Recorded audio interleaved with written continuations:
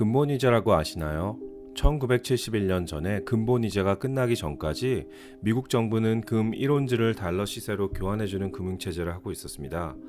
미국 달러는 금이 뒷받침을 하고 있었죠.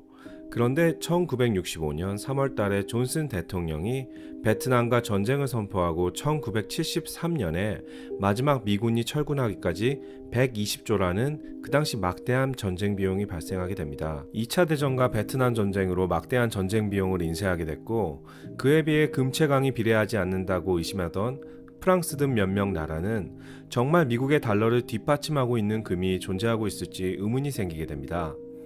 미국 달러를 돌려줄 테니 금으로 바꿔달라는 요청이 시작됐는데요. 당시 미국 대통령이었던 닉슨은 금과 달러를 교환 못 해주겠다며 1971년에 근본이자를 포기했죠. 이거를 닉슨 쇼크라고 부릅니다.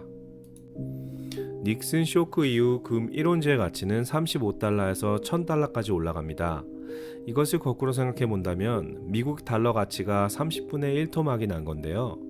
당시 연중 의장이었던 아서 번스와 윌리엄 밀러는 닉슨에 순종하며 닉슨 입맛에 맞는 경제 정책을 내놓는 의장들이었습니다. 달러의 가치가 떨어짐으로써 오는 인플레이션을 잡기보다 닉슨의 재선을 위한 부양책을 지지했습니다.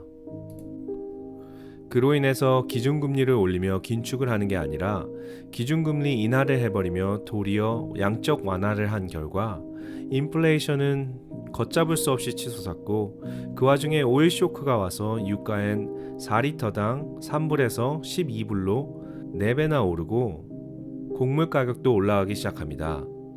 결국엔 닉슨은 두 번째 임기 1년 만에 워러게이트로 탄핵당하고 제너럴 폴드 대통령이 3년 나머지 임기를 채우고 그 후에 지미 카터 정부가 들어서게 됩니다. 지미 카터 정부에서는 오늘의 주인공 폴 볼커가 연준의 총재로 임명되고 추후 연준의 마지막 매라는 별명을 갖게 한 인플레이션 파이터로서 무거운 짐을 짊어진 역사의 한 획을 긋게 됩니다.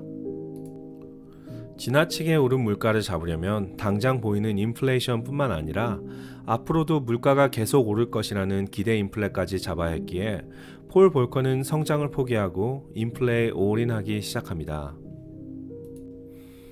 요즘 연준이 0.5% 올리네, 0.75% 올리네 하기 때문에 자산시장이 흔들리고 빅스텝이네 어쩌네 하는데, 폴 볼커는 그 당시 기준금리를 하루에 4%로 올렸습니다. 그 결과 주식시장은 폭락이 시작되고 실업률도 올라가게 됐습니다. 폴 볼커에게 협조적이었던 지미 카터는 재임기에 실패하고 그 후 레이건 대통령이 당선되는데, 역시나 레이건도 연준에 터치를 하지 않았습니다.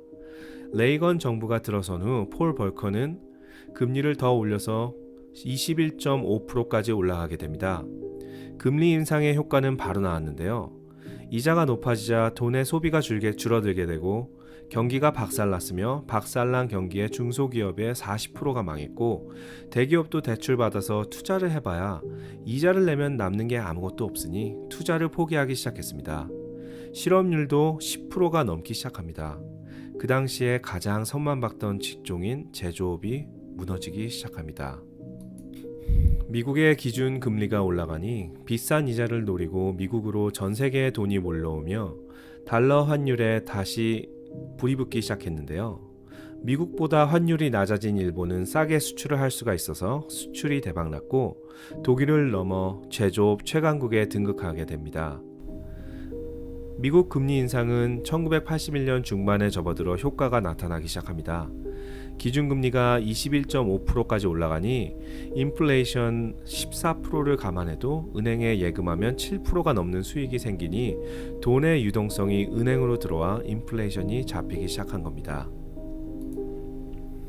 인플레이션율이 1980년에 13.5%에서 10.3%로 꺾였고 1982년에는 6.1% 그리고 1985년에는 3.5%까지 다다르게 됩니다. 인플레가 잡히자 미국은 긴축을 풀고 경기 부양을 다시 시작했으며 이로써 미국의 장기 호황이 다시 시작됩니다. 다우지수로 보자면 1980년 817포인트까지 내려갔던 다우지수가 1983년 3월에는 1130포인트까지 상승했고 1987년엔 2000선을 돌파하게 됩니다.